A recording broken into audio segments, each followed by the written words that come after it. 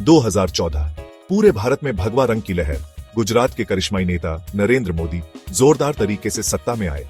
उनके वादे, विकास, प्रगति, एक नया भारत, मजबूत और आत्मविश्वासी। हवा में उम्मीद थी, बदलाव की चाहत। लेकिन क्या ये एक नए युग की शुरुआत थी या तूफान की? मोदी, जो खुद मेहनत से ऊपर उठे थे, आम जनता से जुड़ते थे, वो उनकी भाषा बोलते थे, उनकी आकांक्षाओं को समझते थे। उन्होंने नौकरियां, आर्थिक विकास और भ्रष्टाचार के खात्मे का वादा किया। पुराने नेता हिल गए। क्या यही वो नेता थे जिनका इंतजार भारत को था? मोदी ने समय बर्बाद नहीं किया। नोटबंदी, जीएसटी, सीए, कुछ ने कहा साहसिक कदम, दूसरों ने कहा लापरवाही भरा दाम। अर्थव्यवस्था हिल गई। लोग बहस करने लगे, क्या यही प्रगति की कीमत थी या अराजकता का रास्ता? नोटबंदी का मकसद था काला धन रोकना। एक साहसिक कदम, लेकिन गरीबों को तकलीफ हुई। लंबी कतारें, बचाए हुए पैसे गायब।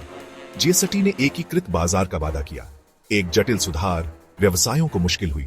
सीए, एक विवादित मुद्दा। क्या यह नागरिकता के बारे में था या बहिष्कार की ओर एक कदम?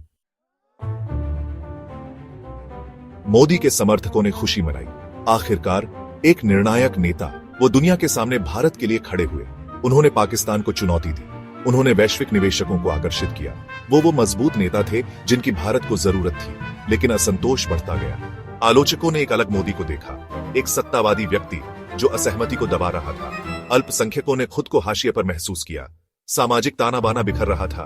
क्या यह वही समावेशी भारत था जिसका वादा किया गया था? अर्थव्यवस्था मिला जुला असर। विकास, हां, लेकिन नौकरियां दूर की कौड़ी रहीं। बुनियादी ढांचे में सुधार हुआ, लेकिन असमानता बढ़ गई। अंतरराष्ट्रीय स्तर पर भारत को अपनी आवाज मिली, लेकिन अपनी आत्मा की कीमत पर। नरेंद्र मोदी एक परिवर्तनकारी नेता या एक विभाजनकारी ताकत? बहस जारी है। एक बात तो तय है, उन्होंने भारत पर एक अमिट छाप छोड़ी है। क्या इतिहास उन्हें अच्छे से याद रखेगा? केवल समय ही बताएगा।